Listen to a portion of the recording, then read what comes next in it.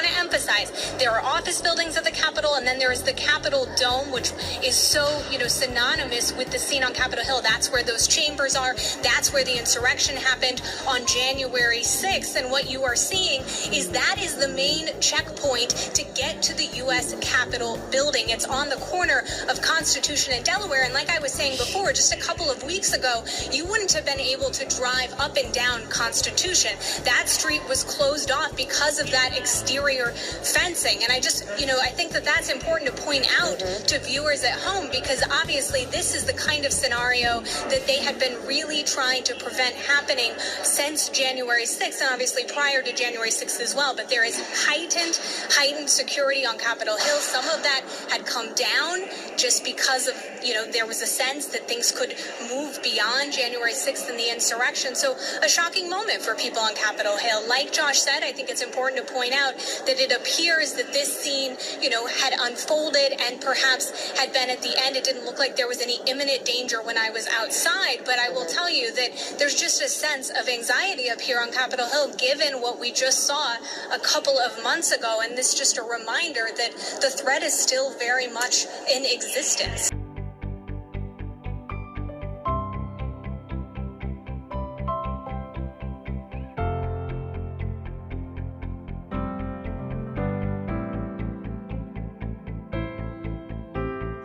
Anyway,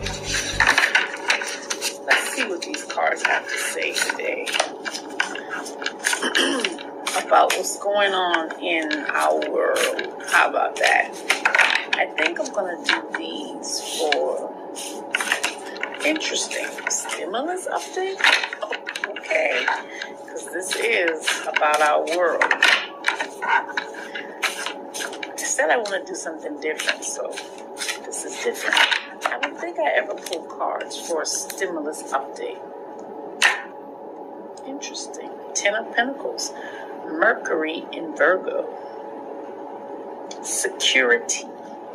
Well, a lot of people is looking for security nowadays in the world. But me, like me and others, you don't find too much security in the world system because there has been so many changes. So it's like, how can you rely on one thing when they keep flipping and they keep changing? So it's kind of like, security? Interesting. But it says Ten of Pentacles.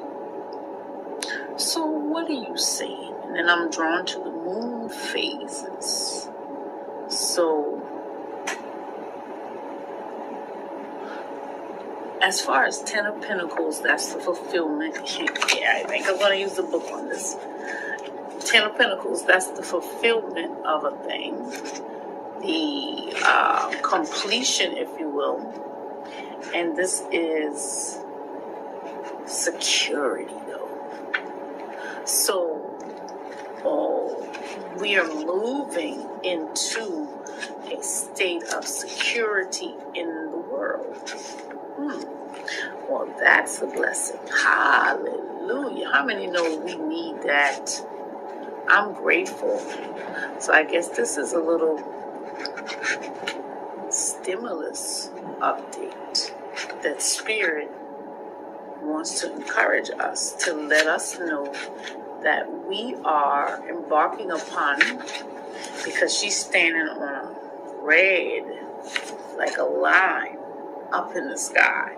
That doesn't say security, but we'll see.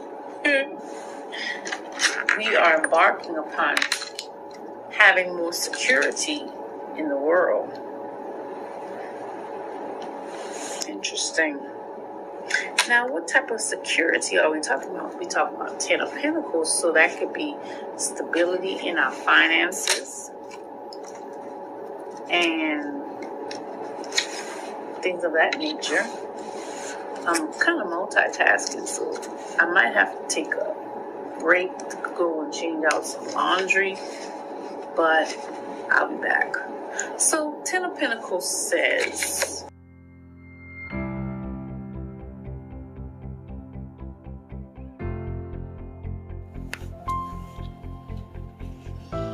Son of man, I have made you a watchman for the house of Israel. Whenever you hear a word from my mouth, you shall give them warning from me. If I say to the wicked, you shall surely die, and you give him no warning, nor speak to warn the wicked from his wicked way, in order to save his life, that wicked person shall die for his iniquity, but his blood I will require at your hand.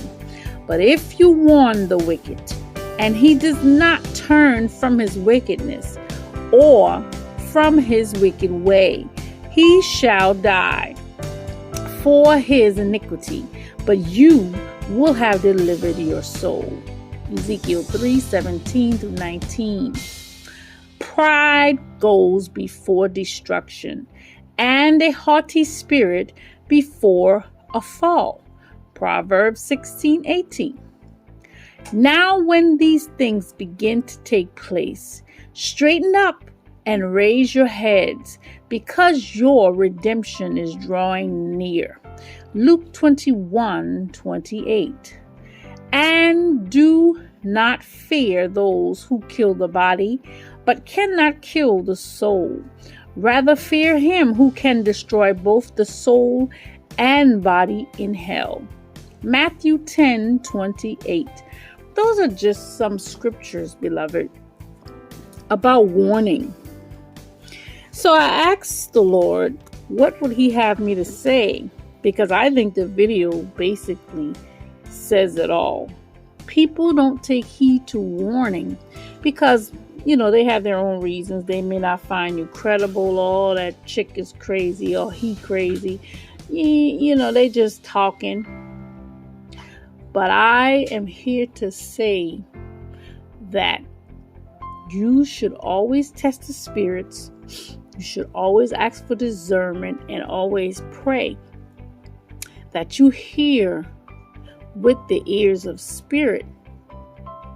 Hear, he that hath an ear, let him hear what the spirit is saying, not the flesh, because the flesh, the flesh will mess you up. Okay? So, after I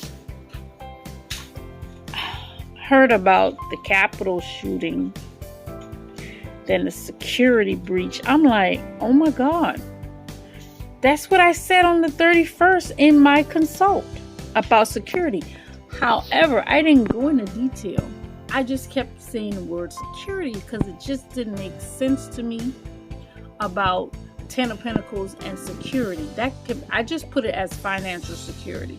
But really, I think the Lord was admonishing us to pay attention to the security. There needs to be more awareness, more attention, more focus on security. And clearly, what happened on Friday at the Capitol,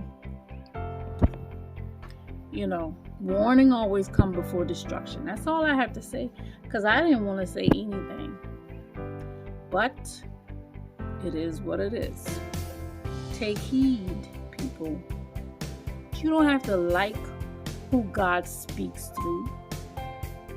But you should always, even for your own self, you should always examine what is said, test the spirit, and pray and ask God, is something in that message that I need to pay attention to? Please bring it to my remembrance. Please illuminate what it is that I need to know. It ain't about the person. It ain't about Chandra. It ain't about nobody else. It's about the message from God. Amen. Peace and love. General Russell honoring about last hour. That's right. He's the one who was charged by Nancy Pelosi with leading a security review of Capitol security in the wake of January 6th. So I asked him, does he believe that U.S. Capitol police officers cannot meet the mission? His answer was definitive. Well, we made the recommendation that they need to get the funding to recruit and hire 233 officers that are short. We made the recommendation to hire another additional 800 officers. Those recommendations are there. It's up to Congress to take the action. But I would not go as far as he has that he cannot meet the mission. That's BS. CNN congressional correspondent Jessica Dietschy is on Capitol Hill. So these recommendations, and they are expansive, are now in the hands of Congress. We're talking about close to 1,000 more Capitol police officers, security, not just in the Capitol, but in home districts, but also a retractable but permanent fencing arrangement around the Capitol. Where does this stand on the Hill? Right, Jim, you're talking about some $2 billion and what those recommendations would add up to. And right now, there have been discussions about it. We have heard from some Republicans that they're pushing back on that number, that it doesn't need to be that expansive, that expensive, though they do agree with parts of it. As with anything up here on Capitol Hill, you need bipartisan action on this to get something done. And so that is the big question. Can they find some middle ground to act, to put some of these things into place, to make sure that this Capitol complex and also the people who work in it and by it are as safe as possible. Now,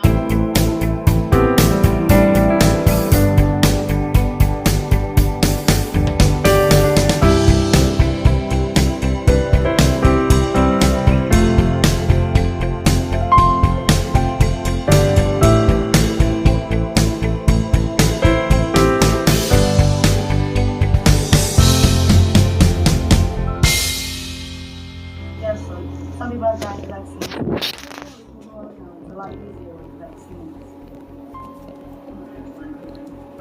Now, these numbers are so big that Delta Airlines actually had to fill some middle seats on its flights over the weekend to keep up with demand. Delta has been capping capacity during the pandemic, but is done with that policy starting May 1st, so it had to do this early, it says, because of staffing issues, it had to cancel about 100 flights. Now, the CDC says fully vaccinated Americans can travel right now with low risk to themselves, but the CDC is also telling people that they should still avoid travel, and if you are going to travel, be smart about it. Wear a mask on the plane and in airports where it's federally mandated right now. Jim and Poppy?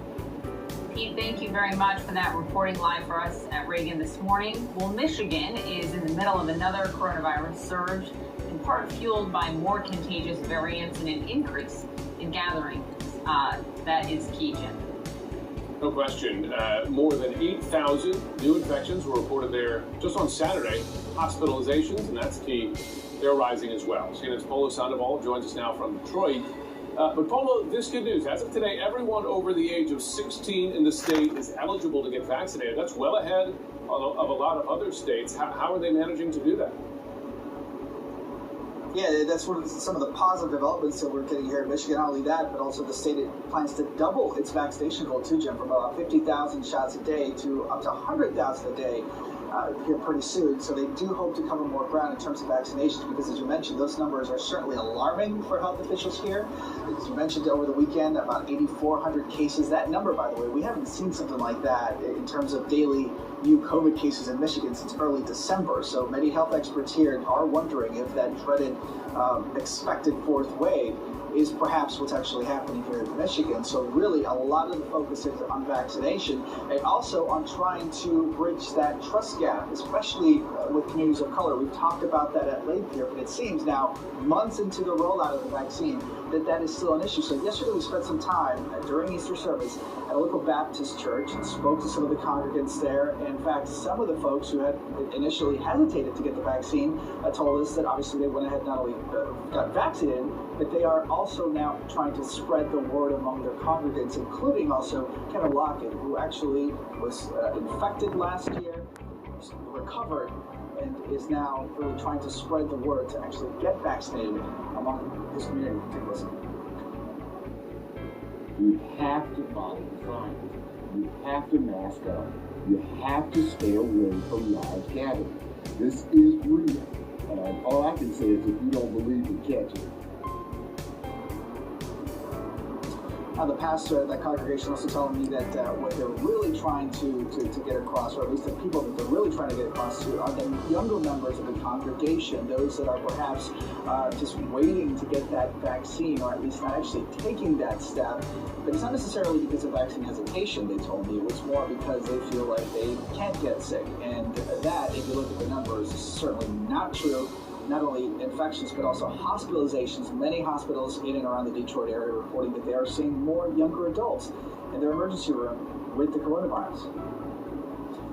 More younger adults in the emergency room, Polo. Yeah. Thank you very much for the update. We do have breaking news in. This is an interesting development. We just heard from the court in Minneapolis that it's not clear that we will see any